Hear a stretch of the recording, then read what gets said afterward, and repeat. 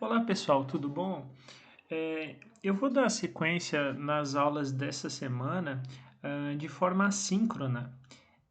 Eu percebi que a turma e até eu consigo apresentar melhor quando a gente está falando de fundamentação, né, dos problemas em si, com um vídeo, né? Porque daí eu consigo concentrar toda a explicação e fica um vídeo mais compacto, né?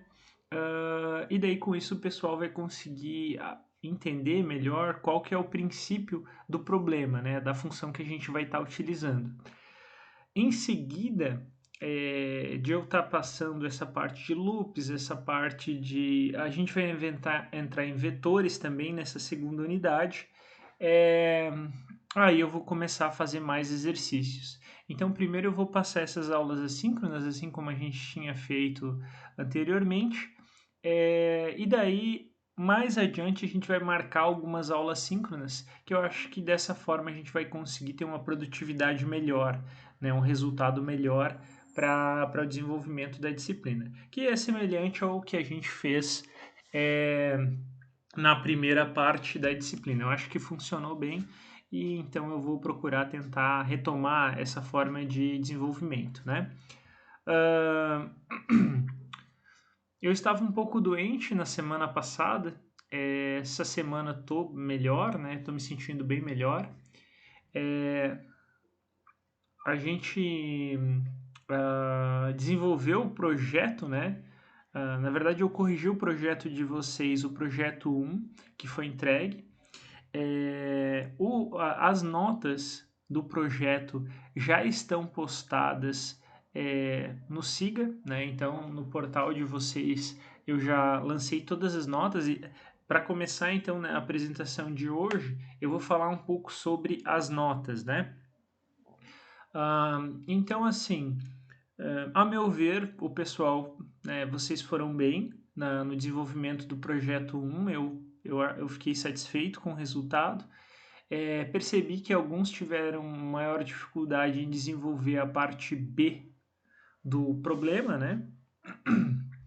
É, Procurei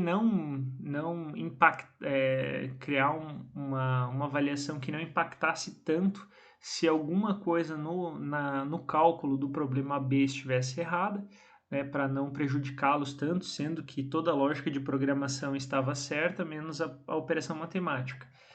Ah, então, basicamente, eu criei um roteiro, né, para poder avaliar os trabalhos de vocês. O roteiro, basicamente, né, para que entendam o que foi feito, eu testei, né, uma condição de cada para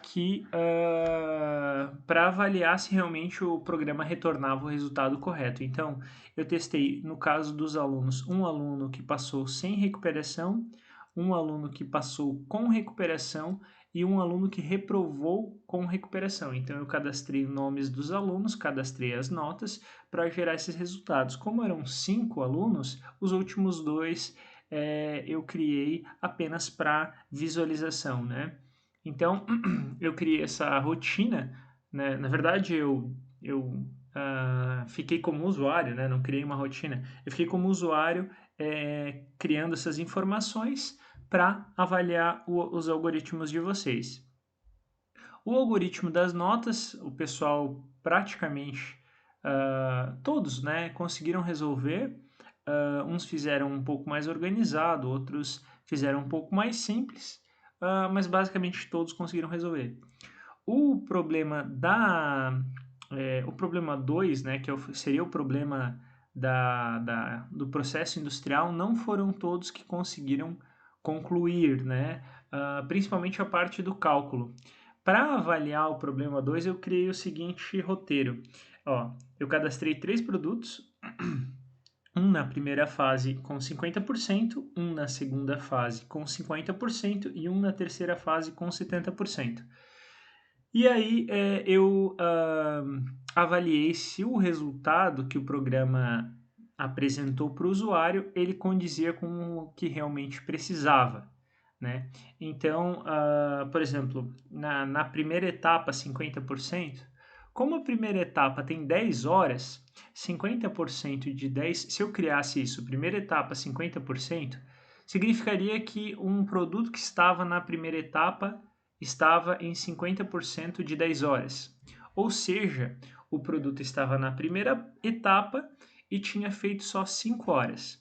Como o processo inteiro, né, que vocês criaram tinham 40 horas, o resultado correto para um produto que estivesse 50% na primeira etapa seria 35 horas. Por que 35 horas? Porque seria o total, né, de 40 horas de todo o processo produtivo menos aqueles 50% que ele já tinha feito. Então faltariam 35 horas para que ele concluísse. Esse 35 sobre 40 vai dar 87%. Então faltaria 87% para esse produto ser concluído. Então basicamente foi essa avaliação que eu fiz, né? Eu eu cadastrei esses produtos, criei este cálculo e fiz essa avaliação para as 3 etapas, né? Para avaliar os algoritmos de vocês. Além disso, pessoal, eu avaliei toda a parte estrutural, né? As funções que vocês utilizaram, de que forma, né? Teve gente que fez programas com 600 até 800 linhas, não era necessário, né? Não necessariamente um programa maior representaria num resultado melhor, né? Então eu fiz toda essa avaliação para entender, né, o programa de todos e com isso eu consegui fazer a avaliação, eu acho que de uma forma bem justa, né, para todos. A maioria, né, foi bem, ali poucos alunos ali ficaram na faixa da nota 5 ali, ou seja, como a gente tem 3 avaliações, é bem tranquilo, né, para recuperar a nota, se o aluno teve uma nota ruim, né, não teve um resultado tão interessante na primeira avaliação. Poucos, né, alguns, né, não poucos, mas alguns tiraram notas ótimas, excelentes, acima de 9. Quem tirou essas notas possivelmente acertou todo o algoritmo, né, só questão de organização ou algum detalhe que eu tenha percebido, né, que poderia ter sido incluído, que não foi concluído, porque o programa ficou mais simples. Mas se o programa ficou mais simples e funcional, com certeza a nota foi uma nota alta, certo? Bom, então esses primeiros 5 minutos aí, só para explicar como que foi o meu processo de avaliação. As notas já estão lá, já estão postadas e agora a gente entra na nossa segunda etapa, né, que é a nossa etapa 2. Então, com isso, eu vou passar para a janela de programação. Vou fazer um pouquinho de revisão no que a gente viu na aula de quarta-feira, porque eu acho que a aula de quarta-feira não foi tão legal. Então, vou fazer uma pequena revisão. Eu não estava me sentindo muito bem, acabei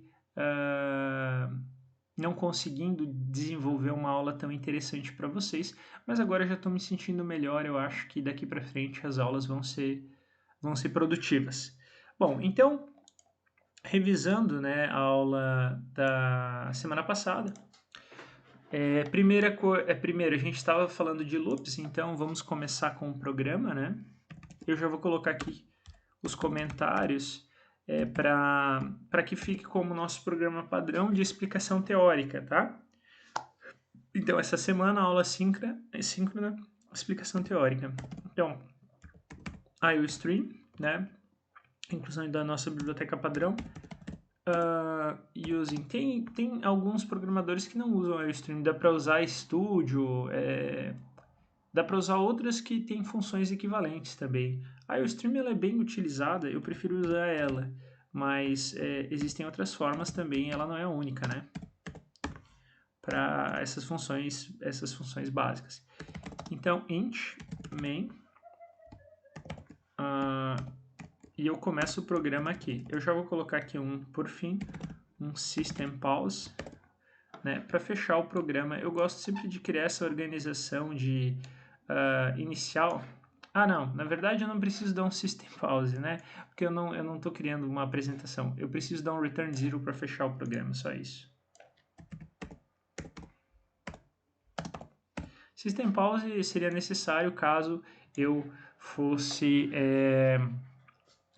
criar alguma apresentação que ela fechasse, né? Não tivesse uma informação ali que simplesmente tivesse a apresentação da informação. O software, se o algoritmo não perguntasse nada, ele automaticamente iria fechar. Então, como não é o caso, né, eu posso utilizar somente o return zero. Não preciso do system pause por enquanto. Bom, então a proposta do trabalho de hoje é criar um algoritmo para avaliação da velocidade de um automóvel, certo? Mas de que forma? Os automóveis, eles têm algumas unidades de medidas, né, como galão, litro, milhas, né, que podem variar de lugar para lugar, né? Se você tem um carro importado, o seu carro pode vir com a velocidade em milhas, né? Se você compra um carro que vem de fora e não é nacionalizado, por assim dizer, né? Ou seja, ele não é produzido para o mercado nacional, mesmo sendo importado. Então, o que a gente vai fazer? A gente, dentro desse problema, a gente vai desenvolver um algoritmo que vai apresentar toda a velocidade do velocímetro em milhas por hora e equivalente em quilômetros. Então, algumas informações importantes sobre o nosso problema aqui, pessoal. Primeira informação importante que eu vou colocar como comentário: uma milha é igual a 1,60934 quilômetros, certo? Uma milha dá essa distância em quilômetros. Então, essa é a primeira informação relevante para que a gente consiga desenvolver o problema. Segunda informação: 1 quilômetro é igual a 0, não, tá certo. 62 é 13,1371. Beleza, então a gente vai criar. Aqui a gente pode jogar o máximo para a esquerda, né, para ganhar espaço aqui, né? Não precisa desse tab aí para começar um pouco mais ao lado. Então a gente vai criar um algoritmo para que apresente a velocidade de 10 em 10 unidades de medida, considerando utilizar quilômetros e milhas. Ou seja, ele vai apresentar em quilômetros e em milhas. Bom, a primeira coisa que eu preciso fazer, então, para criar esse programa é criar uma unidade de medida, né? Que é a milha e o quilômetro, certo? Vou criar com float porque não são números inteiros, né? Então eu preciso apresentar de uma forma que possa armazenar os números mesmo não sendo inteiros. Bom, vamos imaginar que a gente tem um carro, um automóvel, que ele chega até 200 km por hora. Essa é a velocidade máxima dele, a velocidade terminal. Então eu vou começar como o seguinte: for, né? Começando com for, que é uma forma de criar loops. Então eu primeiro tenho que colocar essa variação. Então vamos começar com quilômetros. Quilômetro igual a zero, ou seja, eu começo em zero e vou até 200 km por hora. O meu marcador vai de 0 a 200. Então, menor ou igual a 200, ponto e vírgula, km mais igual a 10. Por que mais igual a 10? Porque a velocidade... Então, assim, eu criei um loop aqui já, né? De que forma? Eu criei um loop que começa em 0, vai até 200, né? Porque ele vai acontecer até 200 e vai somando de 10 em 10. Ou seja, se ele somasse mais 10 e desse 210, ele ia cair fora desse loop e daí o programa não ia dar sequência no resultado. Então, a gente pode dar seguimento. Para que eu consiga desenvolver esse problema, eu vou precisar fazer o quê? Eu vou precisar converter, então, a unidade, né? Então, uma milha vai ser igual ao quilômetro vezes 0,62. Aí eu posso copiar esse número aqui, né?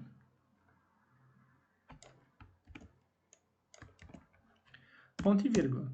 Aí eu já criei a conversão, já criei a minha variação e agora eu posso realmente apresentar o resultado. Então, Cout vai ser quilômetros, né? Então eu vou apresentar quilômetros, porque minha variação inicial é em quilômetros, né? Quilômetros, como eu estou falando de velocidade quilômetros por hora, né? E milhas. Então, vai aparecer quilômetros por hora, milhas, né? Milhas. Criar o comentário para milhas por hora, certo? Pulo uma linha, né, para que fique organizado o problema, ponto. Ah, o ponto tem que vir antes de pular a linha, né, porque senão os pontos vão ficar sempre desorganizados, ponto e vírgula.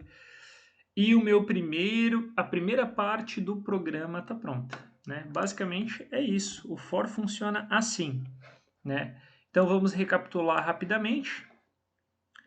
Aqui a gente tem um programa que nós estamos utilizando um loop. Esse loop é o loop for, certo? For significa para em inglês, né? Então seria basicamente o seguinte: para quilômetro igual a 0 até quilômetro igual a 200, incremente 10 mais 10. Então vai ficar 0, o primeiro número, 10, 20, 30, 190, 200 e com isso a gente conclui o programa, né? Então vamos testar para ver se está rodando. Opa, aqui já deu problema, né? IO stream, faltou um A aqui, né? Deu, agora ele rodou e gerou o resultado para mim aqui. Deixa eu apresentar para vocês só um segundo.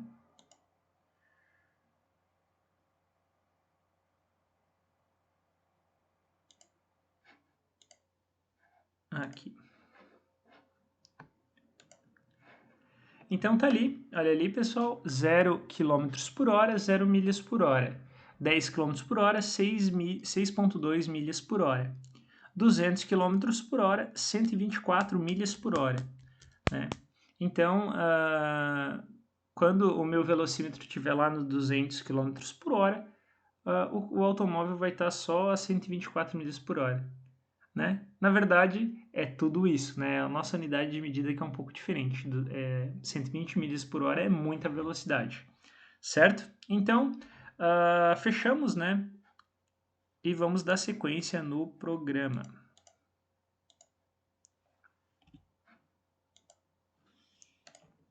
Vamos dar sequência no programa. Então, a primeira parte do programa foi feita, né, que seria a questão da utilização do for para criar essa variação e apresentar essa variação, né, para o usuário. Então, a próxima variação, pessoal, é a seguinte: eu vou utilizar o do e o while. Então, primeiro eu vou precisar criar outras variáveis, né? Porque aquelas variáveis ali eu já utilizei, então eu não posso utilizar as mesmas, né? Só se eu colocasse um igual a zero aqui, mas não é legal fazer isso, né? O legal é você criar variáveis novas. Então, m1 igual a zero, né? Eu preciso... aqui, no caso do do, eu preciso criar uma inicialização, né? Desculpe. Então, agora eu vou criar a variável em si, né? M1, MI, milhas, né? 1, e quilômetros 1, só para eu ter diferenciação de um para outro, né? Eu sempre gosto de fazer assim para armazenar. Eu poderia zerar as duas variáveis aqui da sequência, mas eu não recomendo que se faça isso, né? Eu sempre recomendo que vocês utilizem outras variáveis para armazenar as informações. Então, faça do, né? Posso colocar aqui o meu o meu colchetes. Então a primeira coisa que eu vou fazer é criar um loop. Então do mi1 mais igual a 10, certo? Mais igual a 10, ponto e vírgula, certo? E eu vou criar um fim, né? While mi1 menor que 200. Vocês já vão ver como isso vai funcionar.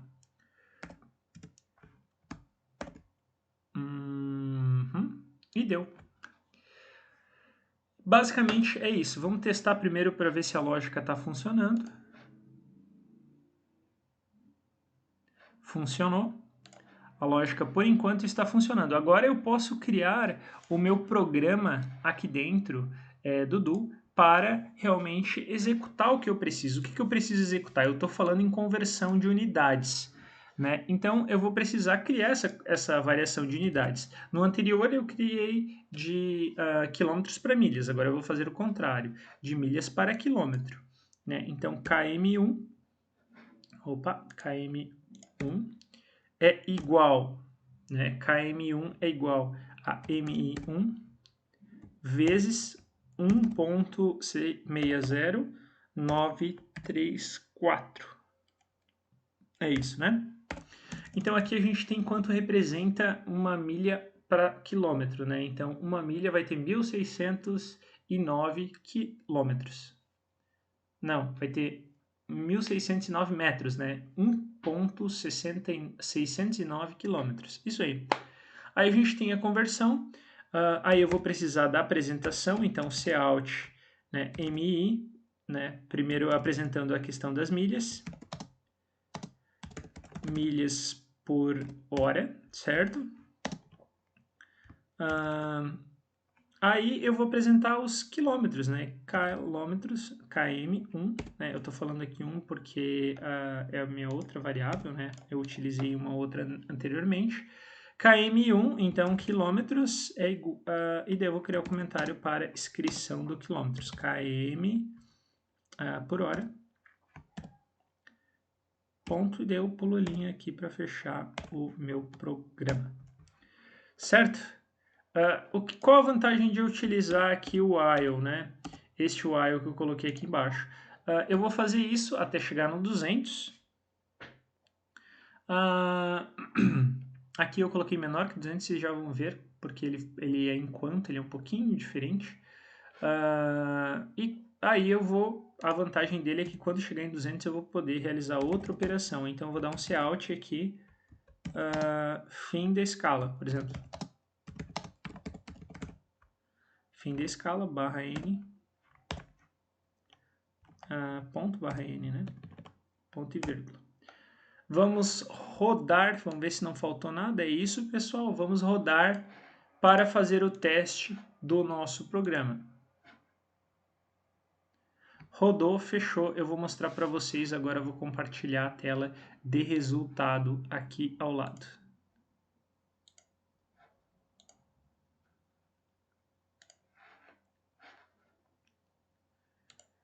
Então, pessoal, olha só, o primeiro programa... Opa, faltou pular umas linhas, né? Eu vou... só um pouquinho. Eu vou criar uma quebra de linha aqui para vocês verem o que aconteceu e entenderem um pouco dessas rotinas, né? Vamos lá. Só um segundinho, a gente precisa pular algumas linhas de um programa para outro. Vamos criar uma separação aqui, né? Aqui ao final desse programa, então eu vou dar um cout de texto com vários tracinhos assim, só para eu perceber que acabou. E daí eu vou pular uma linha antes e vou pular uma linha depois. Aí com isso eu consigo separar os dois programas. Vamos fazer isso então? Agora sim. Aqui convém até pular duas linhas depois, porque uma linha eu já pulei aqui, certo? Vamos então apresentar o resultado para vocês agora.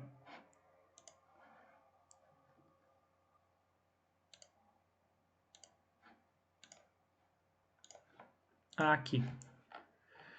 Pessoal, então aqui, olha só as particularidades do while, do for em relação ao do e while, que a gente tem que tomar um certo cuidado, né? Olha só, no for, eu coloquei de 0 até menor ou igual a 200. Então, ele começou em 0 e ele foi até 200, certo? Que é o que realmente eu coloquei. Então, quando ele entrou no 200, o próximo valor saiu fora do 200. Então, ele fechou certinho esse loop, certo? Agora, olha só a questão do do e do while, pessoal. Eu comecei, na verdade, eu inicializei com 0 e criei o meu programa com 10. Então, aí já dá para perceber um problema que dá para corrigir, tá? Primeiro vamos corrigir esse problema aqui que vocês estão vendo ali. Estão vendo que começou em 10? É porque eu estou somando sempre e depois fazendo o cálculo. O adequado é que eu faça ao contrário. Primeiro faça o cálculo e depois some, né? Então, vamos fazer isto agora. Ó, a gente vai ter que corrigir o nosso programa. Então, isso aqui está errado. Por quê? Primeiro eu tenho que fazer o cálculo, né? E depois eu tenho que somar. Né? Ou seja, começa com 0, faz, soma e volta para cá. Né? Não ao contrário, não se soma primeiro, como eu tinha feito anteriormente. Então, para que ele funcione, tem que ter essa lógica assim. E vamos apresentar essa janela, que agora vai funcionar legal. Deu boa. Olha só, pessoal, então, no anterior eu criei de 0, né, até 200, tá aqui. Lembrando que eu tive que colocar menor ou igual para ele sair do loop for, né.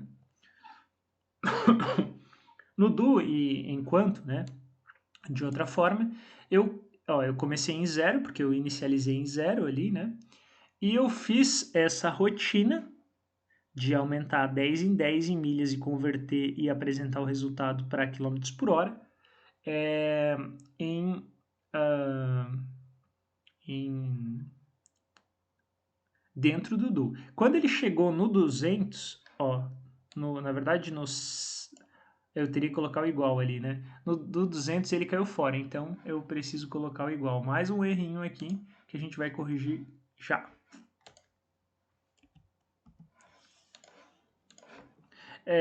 Anteriormente, quando esse mais igual ele estava aqui em cima, dava outro resultado. Então eu vou precisar realmente colocar o mais igual para agora acertar plenamente o algoritmo. Vamos lá? Fechou! Já apresentou o resultado para vocês aí, pessoal. Agora está 100%, plenamente funcional. Então, assim, ó, através do for, eu utilizei a lógica para ir do 0 até o 200 e através do while também, né? A única diferença aqui do while é que eu posso criar uma condição para quando não esteja dentro daquele intervalo que ocorra isso. Então, aí eu tenho, me abre a outra opção, né, de utilizar a programação. Eu, particularmente, utilizo com muita frequência o for. O for, para mim, é excelente. A gente vai utilizar muito o problema com for.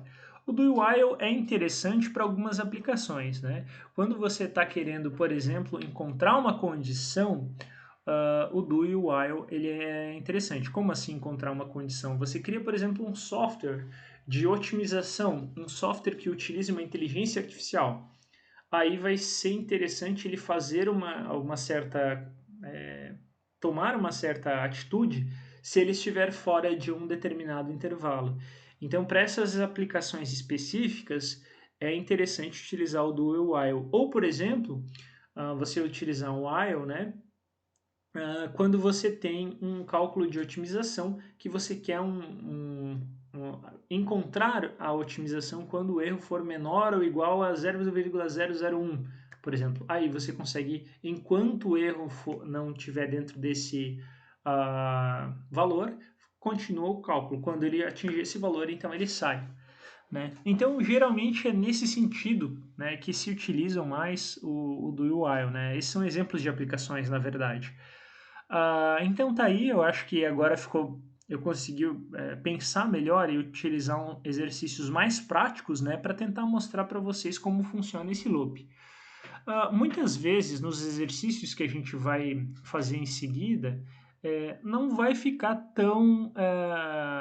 Não será necessário apresentar essa variação, tá? A variação ela vai estar rodando ali para criar a minha lógica, mas não necessariamente eu vou estar precisando apresentar esse resultado.